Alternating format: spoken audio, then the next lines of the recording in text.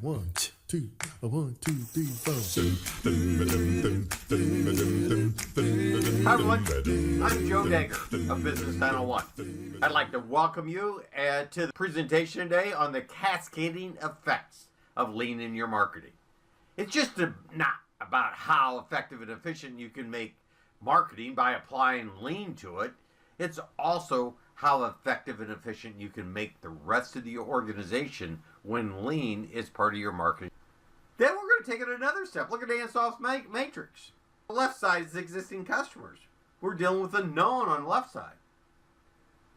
The quadrant on the bottom right is existing needs that we're aware of, the new customers. The other one's exploration. We have clusters. We have build up here. So when we start looking here, we'll go ahead and assign lean terms to them. Because what we're doing is we're funding a process. We're funding what we're going to do, how we're going to do it. And we're looking at things. We're not looking at these outcomes that we have no control of or little control of. We're going from the knowns to the knowns.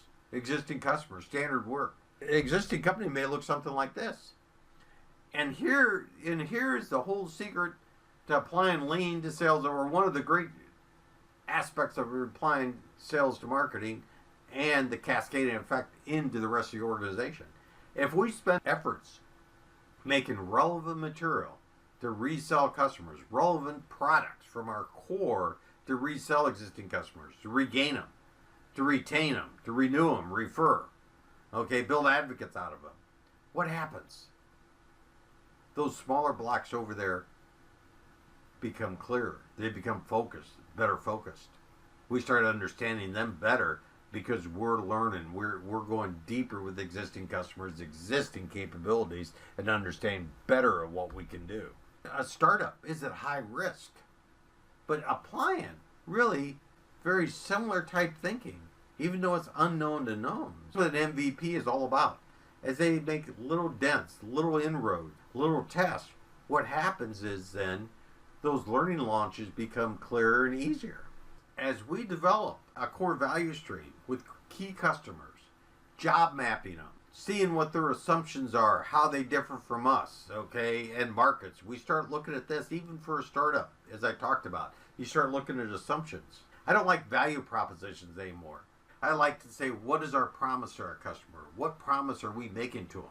And when we get into those co-creation, cooperation, what's the return promise? Sales marketing activity, that's step 5. That's just what we went through that chart. Branding, that's when you're going up. You always have to have a little bit of branding. Cluster, we're going to cluster things. Resource investments, that's what we just talked about, of how easy that is to do when you look at it from a lean perspective. Cluster, we cluster those groups, and if we need to build bigger clusters, we cycle through the beginning 8 there, looking for that. And then we co-create a vision with them. Because once we co-create a vision, and going back to the Sharma thing, learning from the present to go to the future, integral to our thinking. Identify adjacencies then. That's how we expand into new markets. What's similar? What's not similar? Why is it not similar? What's our dilemma here? We start working on dilemmas. And guess what? When we start doing that exploration, we do in these exercises, dilemmas get easier. We start tackling harder dilemmas too. Listening and learning. How are we going to learn? What are we going to learn? We learn it through the practice of lean. And how do we listen? Building our listening channels. Sustain and grow. That goes back to those 5 R's. Resell, regain. We're actively pursuing that. We're actively looking at growth from the knowns towards the unknowns. And so I cycle between the bottom 4 on the right, just going back and forth there. All the time. We can't do the whole 12 thing every day, every week. But the 4 is the active side of that. But what we're doing in those bottom 4 is we're doing deliberate practice. We're getting better at it every time we do it. Going through our events, that's growing. We're getting better at them. We're looking at adaptive patterns and how to do that. We're looking at structure. We're looking at creativity of how we're going to develop other structures.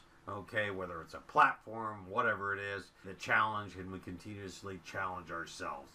But we're always moving towards our vision, something that is out there away. So 1, 2, 3, 4, continue. And what we bring, what sales and marketing bring to the rest of the organization is the ability to explore. And explore at Gemba, at your customer's point of use. And I think that is the most important part. Thank you.